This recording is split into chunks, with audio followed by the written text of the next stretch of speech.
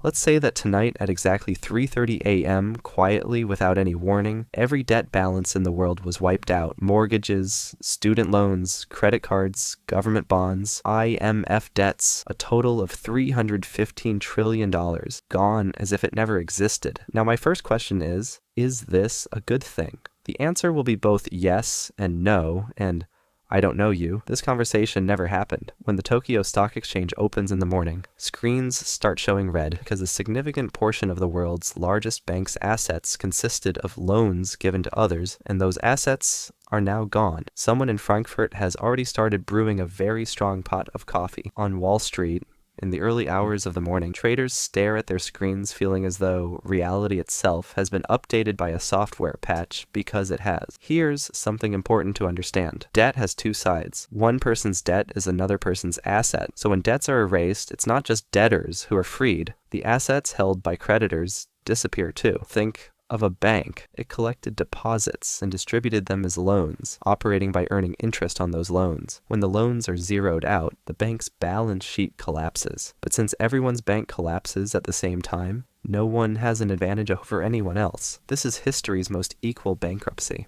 Now let's look at ordinary people. Someone with a mortgage wakes up in the morning and their home is entirely theirs. Someone with a student loan is freed overnight. A credit card debtor sees their statement at zero. Sounds great, doesn't it? But wait, there are also millions of people who deposited their savings in banks, who tied their retirement to government bonds, and their safe assets vanished at the same moment, because a government bond is also a debt, and that debt was erased too. Retirees who parked their entire life savings into risk-free investments at the age of 70 are part of this equation, and this morning has not been kind to them. As for governments, the US had roughly $34 trillion in debt. Japan's debt exceeded 260% of its own economy, all wiped out overnight. Sounds great. But at the same time, the pension funds, insurance companies, and foreign central banks holding those bonds are also facing zero. China loses the enormous reserves it held in US Treasury bonds.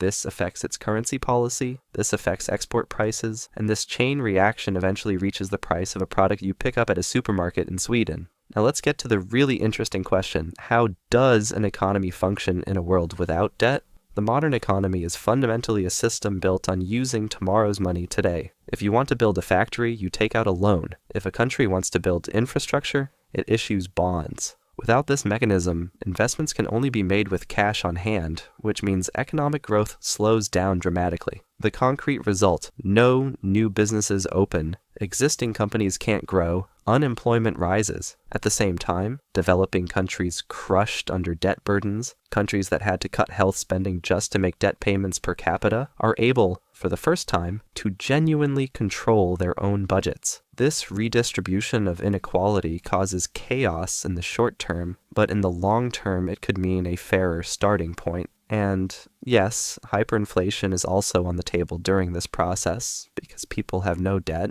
but they do have money, and the urge to spend suddenly surges, while supply has no way of keeping up, meaning prices of goods rise rapidly. So just when you think you've been freed, you find yourself under a new burden. In conclusion, we can say this: the erasure of all the world's debts in a single night would be simultaneously both the greatest liberation and the greatest financial destruction in history. For indebted individuals in poor countries, that morning would be a beautiful awakening. For banks and creditors, it would be the worst Monday ever. The system would most likely rebuild itself. People would start lending and borrowing again within a short time, because this is how modern humans organize the economy, and we are quite determined about it. The only difference would be, this time, everyone would truly be starting from zero, and perhaps for the first time in human history, the starting line would genuinely be in the same place for everyone.